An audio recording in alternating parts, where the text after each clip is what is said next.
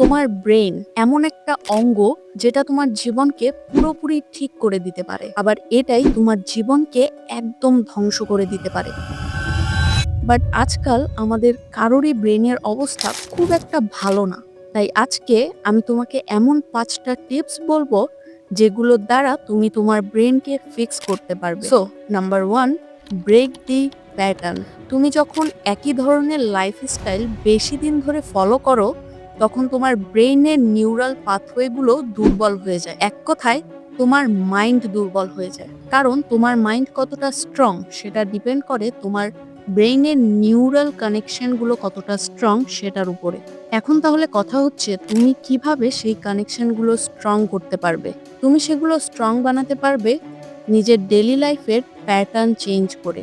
তোমাকে তোমার গোটা লাইফস্টাইল চেঞ্জ করতে হবে না, জাস্ট এমন কিছু করো যেটা তোমাকে ডিসকমফর্টের মধ্যে ফেলবে। তাহলেই তোমার ব্রেন অটোপাইলট মোড থেকে বের হয়ে অ্যাক্টিভলি কাজ করবে। Number 2, cognitive load theory. আজকাল এত বেশি ইউজলেস ইনফরমেশন আছে এই ইন্টারনেটে, যেগুলো গ্রহণ করে তোমার ব্রেন ক্লান্ত হয়ে পড়ে।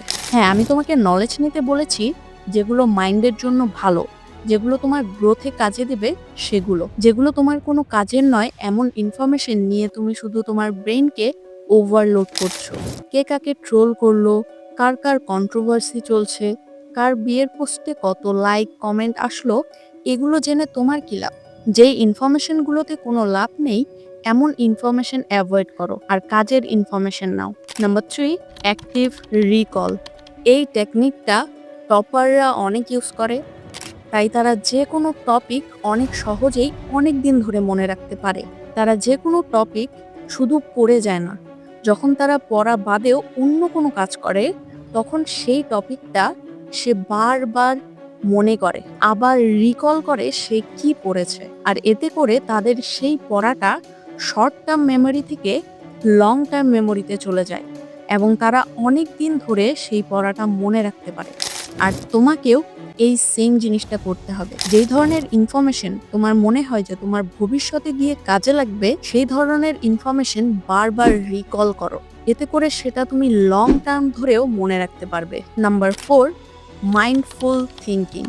এখন তুমি ভাবতে পারো মাইন্ডফুল থিঙ্কিং মানে তোমাকে ধ্যান করতে হবে, মেডিটেশন করতে হবে, বাট এমনটা নয়। মাইন্ডফুল থিঙ্কিং মানে তোমাকে জাস্ট তোমার চিন্তাগুলো খেয়াল করতে হবে যে তুমি কোন ধরনের চিন্তা করো। দেখো, আমাদের সাবকনশিয়াস মাইন্ড সত্য মিথ্যা বোঝে না। তুমি যেটা বারবার চিন্তা করো সেটাই সে সত্য হিসেবে ধরে নেয়। তাই তুমি বারবার কেমন চিন্তা করো এটা অনেক ইম্পর্টেন্ট তোমার ব্রেনকে ফিক্স করার জন্য। তুমি যদি বারবার নেগেটিভ জিনিস, ডার্টি জিনিস চিন্তা করো, তাহলে তোমার লং টার্ম ব্রেনও সেইভাবেই প্রোগ্রাম হবে।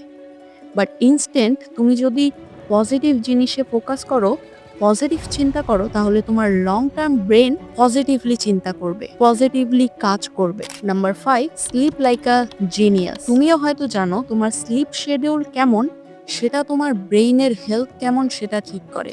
তাহলে তুমি এটাকে কেন অবহেলা করো? ঘুম হলো ব্রেইনের রিসেট বাটন। একটা গবেষণায় দেখা গেছে যারা 7 থেকে 8 ঘন্টা ঘুমায় তাদের মেমোরি পারফরমেন্স 20 থেকে 40% পর্যন্ত উন্নত হয়। আর ঘুমের ঘাটতি হলে তোমার ফোকাস নষ্ট হয়ে যায়, সিদ্ধান্ত নেওয়ার ক্ষমতা কমে, আর এটা তোমার ক্রিয়েটিভিটিকে একদম নষ্ট করে দেয়।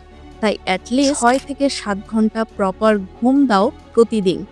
So that's it for today. Follow this lesson on your life and make your life better.